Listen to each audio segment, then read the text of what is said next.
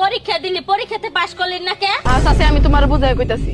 365 দিনে এক বছর, এই 365 দিনের মধ্যে 52 দিন থাকে শুক্রবার, তাহলে আর কয় দিন থাকে? 313 দিন। আচ্ছা ঠিক আছে, 313 দিন। এই 313 দিনের মধ্যে মনে করো শীতকাল, গ্রীষ্মকাল, বসন্তকাল সব কাল মিলাইয়া ছুটি থাকে 50 দিন, তাহলে থাকে আর কয় দিন? 263 দিন।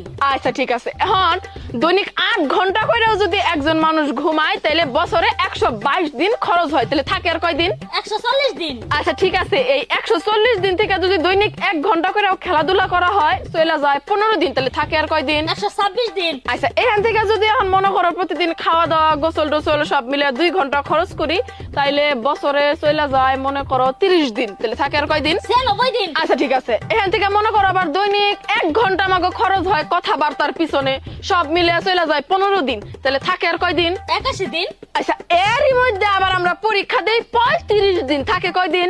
46 দিন। আচ্ছা ঠিক আছে, এই 46 দিন থেকে মনে করো আবার পূজার বন্ধ, এই বন্ধ সেই বন্ধ সব মিলে মনে করো চলে যায় 40 দিন, তাহলে থাকে আর কয় দিন? 6 দিন। আচ্ছা ঠিক আছে, এই 6 দিনের মধ্যে মনে করো আবার 3টা দিন তো তুমি মিনিমাম অসুস্থ থাকবে, তাহলে থাকে আর কয় দিন? 3 দিন। আচ্ছা এই 3 দিন থেকে 2টা দিনও কি তুমি বেড়াবার যাবা না, তাহলে থাকে আর কয় দিন? ও এই একদিনই খালি পড়ার সময়। এই একদিন কি আর তোমার জন্মদিন থাকবো না? জন্মদিন কি তুমি পালন করবা না?